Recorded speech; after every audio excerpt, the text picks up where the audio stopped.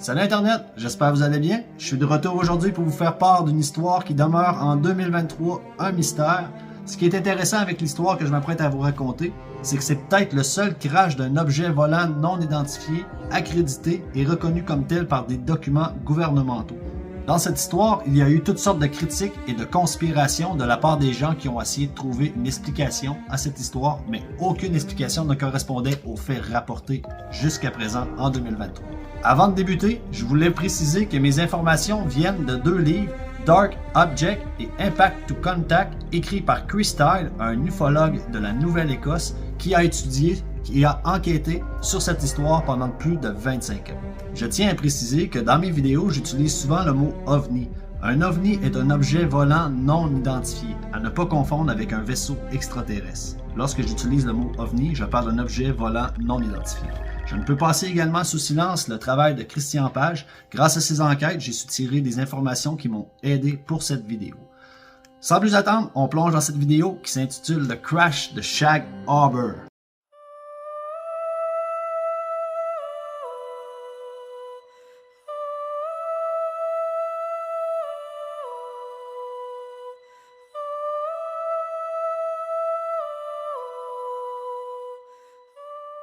Notre histoire commence le mercredi 4 octobre 1967. Il est 19h15 au Québec lorsque le vol 160 d'Air Canada, qui se trouve à être au-dessus de Saint-Jean-sur-Richelieu, sur le corridor vers Sherbrooke, aperçoit vers l'est les boules lumineuses. Boules lumineuses ou lumières qui, à leurs yeux, semblent éclater suivies d'une explosion. Lors de cette explosion, ils ont l'impression que les nuages vont se colorer d'une lueur orangée. Tout à coup, une seconde explosion et ils vont apercevoir les lumières s'éloigner au loin.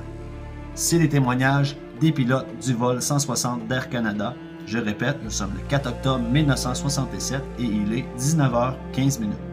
On se transporte 3 heures plus tard, il est maintenant 22h30 environ lorsqu'un avion cargo de la American Pine Airlines se trouve au-dessus du golfe du Mexique, tout près de la Nouvelle-Écosse. Les pilotes voient distinctement au-dessus de la Nouvelle-Écosse une série de lumières qui foncent tout droit vers eux. Ils vont devoir faire une manœuvre pour éviter l'objet en question et ces lumières vont finalement passer derrière la queue de l'avion avant de faire un arc de cercle et disparaître au loin. Je vous répète, il est environ 22h30. 50 minutes plus tard, il est 23h20. On se dirige vers un petit village de pêcheurs au Canada nommé Shag Harbor. Shag Harbor est situé sur la côte ouest de la Nouvelle-Écosse. Là, certaines personnes vont observer dans le ciel ce qu'ils croient être un avion en détresse.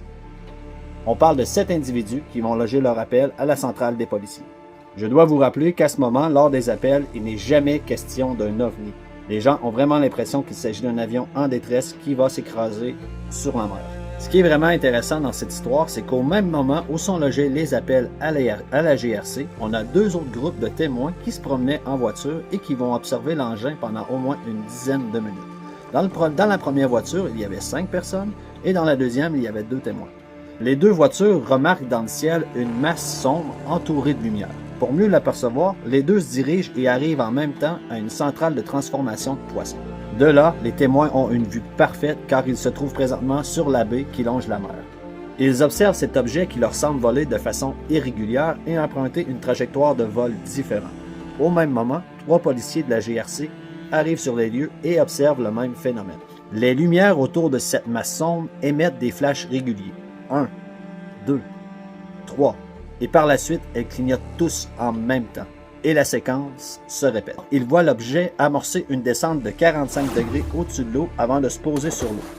Lorsque ce dernier se pose sur l'eau, cette même lumière ambre semble être remplacée par une seule lumière dans une sorte de dôme qui fait une lumière comme un phare. L'un des officiers dit à son collègue « Retourne au village et va contacter les aéroports pour voir s'il n'y a pas un avion manquant dans le ciel. » Au moment où ce dernier s'apprête à quitter, ses 2 collègues qui observent l'objet avec des jumelles au loin voient ce dernier s'éloigner avant de couler. Qu'ils le voient couler, c'est à ce moment que les 2 policiers disent à leurs collègues « Laisse tomber, contacte plutôt la garde côtière. » Je dois vous rappeler que nous sommes en 1967, donc il doit retourner au village pour aller téléphoner et les cellulaires n'existent pas. Quelques minutes s'écoulent, les 2 policiers vont réquisitionner 2 bateaux de pêcheurs pour pouvoir se rendre sur place. Tous les témoins sont en mode sauvetage pour aller sauver des survivants. Lorsqu'ils arrivent sur les lieux, ils constatent une étrange mousse de couleur jaunâtre orangée, très épaisse et qui dégage une odeur de soufre.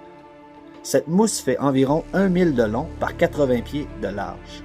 Christian Page a eu la chance de faire une entrevue avec l'un des hommes qui était présent dans un de ces bateaux de pêche, Norman Smith. Ce dernier lui racontait que lorsqu'il traversait cette étrange mousse, il a essayé avec l'aide d'un filet de l'attraper et lorsqu'il la retirait de l'eau, celle-ci s'évaporait. Elle était très volatile, comme un peu du liquide lorsqu'on lave la vaisselle. Selon les témoins, le bateau n'avait aucune difficulté de traverser cette mousse. Celle-ci s'accumulait devant l'entrave du bateau, créant une espèce de grosse bulle. Les passagers sont présentement en mode sauvetage, donc ils ne portent pas trop attention à cette mousse. C'est juste par la suite qu'ils vont se rappeler cette étrange mousse avec une odeur de soufre. Les recherches se poursuivirent toute la nuit, mais sans aucun résultat. Ce matin, les forces armées canadiennes arrivent sur les lieux avec leur bateau, le HMS Granby. Et là, pendant 4 jours, l'armée et les plongeurs vont fouiller en quête de retrouver des débris, mais on ne trouvera absolument rien. En 1967, les plongeurs n'étaient pas vraiment équipés. On parle quasiment d'une inspection avec des longues torches. Toutefois, il y a au sud de Shag Harbor une île que l'on appelle Otter Island. Et sur cette île, il y a un fort. Le soir de l'événement, le gardien du fort fut contacté par les autorités qui lui demandèrent de garder l'œil ouvert. Mais ce dernier ne remarqua rien d'anormal. Ce ne fut que le lendemain, lorsqu'il marcha sur la plage, qu'il trouva un objet cylindrique d'où s'échappaient des fils et une étrange odeur de soufre. Il contacta alors les autorités qui lui dirent d'emballer la pièce et que quelqu'un viendrait la chercher. Selon les rapports officiels, ce fut quelqu'un de la US Navy qui est venu récupérer l'objet. Chris Style mentionne qu'il a trouvé un autre rapport qui mentionne un deuxième objet aperçu proche d'une île et cet objet émettait un étrange bourdonnement. Est-ce que cette pièce trouvée sur la plage provenait de ce second objet observé? Ou peut-être que cette pièce n'avait aucun lien avec les événements, mais je voulais vraiment vous en faire part. Selon Chris Style, quand on regarde les éléments aérodynamiques et hydrodynamiques de cette enquête, on n'avait rien en 1967 qui volait et qui était capable de telles performances. Durant ces nombreuses années d'enquête, Chris Style n'a jamais eu l'impression que les services gouvernementaux essayaient d'étouffer l'affaire. Au contraire, la GRC était là et tout le monde s'entraidait. Jusqu'à présent, jusqu'ici en 2023, personne des services gouvernementaux ou quoi que ce soit n'est sorti avec une affirmation qu'il s'agissait d'un avion secret ou un projet top secret.